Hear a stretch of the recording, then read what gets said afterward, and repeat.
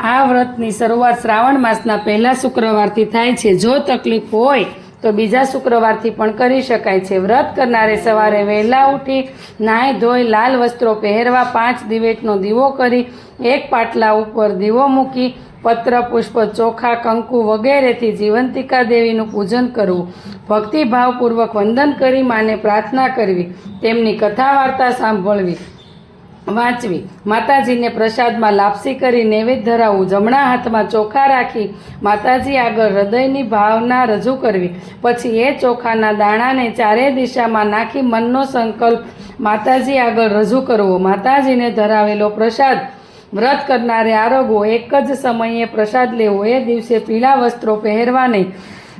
જય જીવંતિકામાં।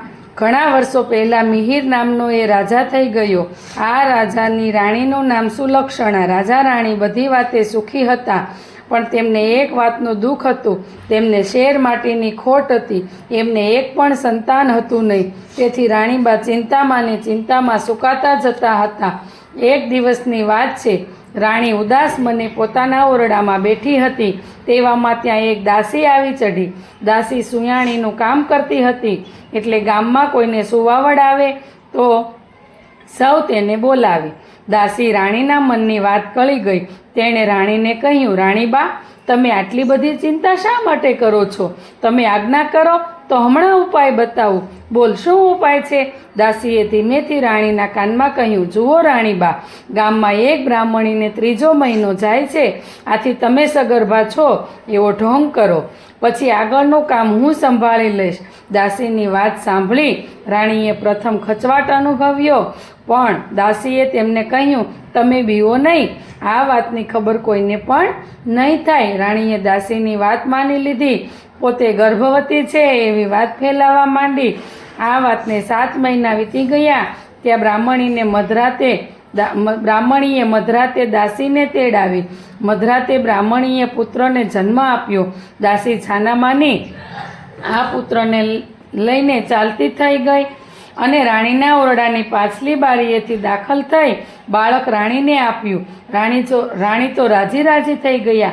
સવાર થતાં આખા રાજભવનમાં આ વાત ફેલાઈ ગઈ। બધા રાજાને ત્યાં પુત્રનો જન્મ સાંભળી રાજી રાજી થઈ ગયા।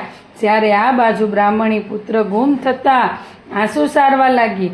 આ બ્રાહ્મણી જીવંતિકા દેવીનું વ્રત કરતી હતી, એટલે દેવી તેના બાળકનું રક્ષણ કરવા રાજભવનમાં પણ આવ્યા। સમય જતાં આ રાજકુમાર મોટો થવા લાગ્યો, તેનું નામ ભરત પાડ્યું। થોડા સમય બાદ રાજા મરણ પામ્યો, એટલે ભરતકુમાર રાજગાદીએ બેઠો। તે ઘણો દયાળુ અને ધર્મિષ્ઠ હતો, તે પ્રજાને પુત્ર સમાન ગણતો।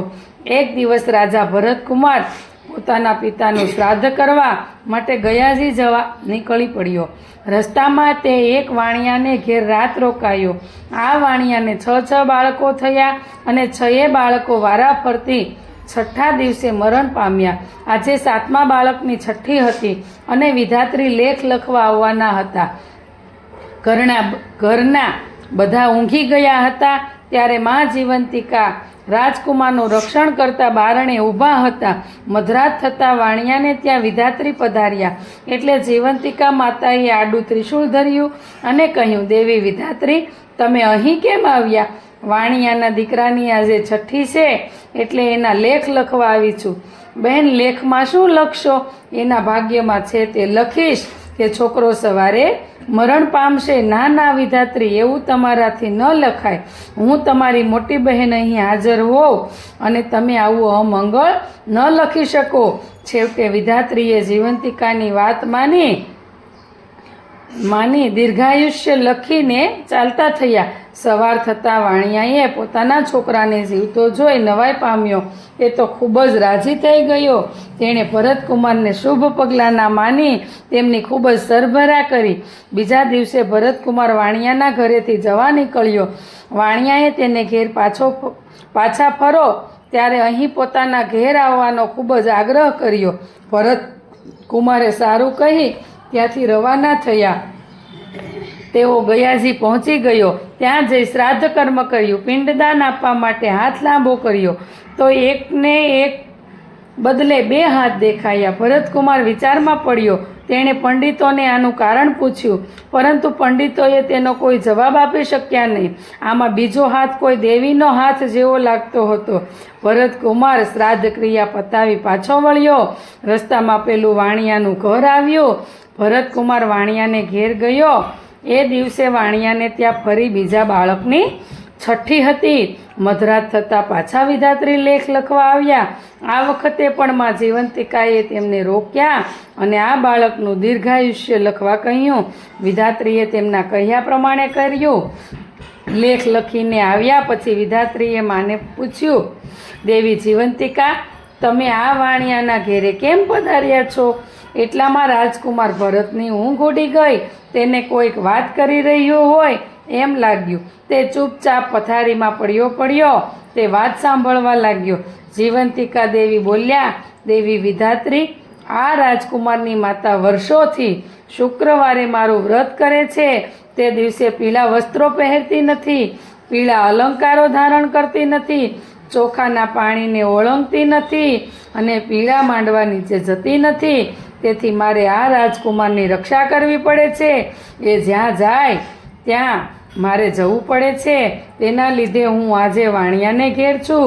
જ્યાં સુધી વાણિયાને ઘેર મારો વાસ હોય ત્યાં સુધી હું તેના બાળકનું હિતશી રીતે થવા દઉં. ભલે કહી વિધાત્રી જતા રહ્યા. સવાર થતાં વાણિયાએ જોયું તો બીજો દીકરો પણ જીવતો જણાયો. એને લાગ્યું કે નક્કી આ ભરતકુમાર કોઈ મહાન માણસ છે. બીજા દિવસે ભરતકુમારે રજા માંગી ત્યારે વાણિયાએ એમને આનંદથી રજા આપી. થોડા દિવસમાં ભરતકુમાર રાજમહેલમાં પાછો આવ્યો. આવીને તેણે રાણીમાને પૂછ્યું, માં, તમે કયું વ્રત કરો છો? બેટા, હું તો એકેય વ્રત કરતી નથી. આ સાંભળી રાજકુમારને નવા લાગી. તેને ખાતરી થઈ ગઈ કે આ મારી સગી માં નથી. તેણે પોતાના માને શોધી કાઢવાનું નક્કી કર્યું. શ્રાવણ માસના પહેલા શુક્રવારે રાજા ભરતકુમારે આખા નગરમાં ઢંઢેરો પીટાવ્યો કે આજે નગરની બધી સ્ત્રીઓ પીળા વસ્ત્રો પહેરીને જમવા આવે. કોઈએ ઘેર રહેવાનું નથી. શુક્રવારના દિવસે બધી સ્ત્રીએ પીળા વસ્ત્રો પહેરી જમવા આવી. રાજકુમારે નગરમાં તપાસ કરાવી કે કોઈ બાકી તો રહ્યું નથી ને. તપાસ કરતાં માલુમ પડ્યું કે એક બ્રાહ્મણી આવવાની ના પાડે છે. એને જીવંતિકામાંનું વ્રત હોવાથી તે પીળા વસ્ત્રો નહીં પહેરે. રાજા ભરતકુમાર આખી વાત સમજી ગયો. તેણે બ્રાહ્મણી માટે લાલ વસ્ત્રો મોકલાવ્યા. બ્રાહ્મણી લાલ વસ્ત્રો પહેરી આવી. રાજકુમાર પોતાની માને જોઈ ખૂબ જ રાજી થઈ ગયો. મા દીકરો સામ સામે મળતા જ બ્રાહ્મણીના સ્તનમાંથી દૂધની શેર નીકળી રાજકુમારના મોંમાં પડી. આ જોઈ બધા અચરજ પામ્યા.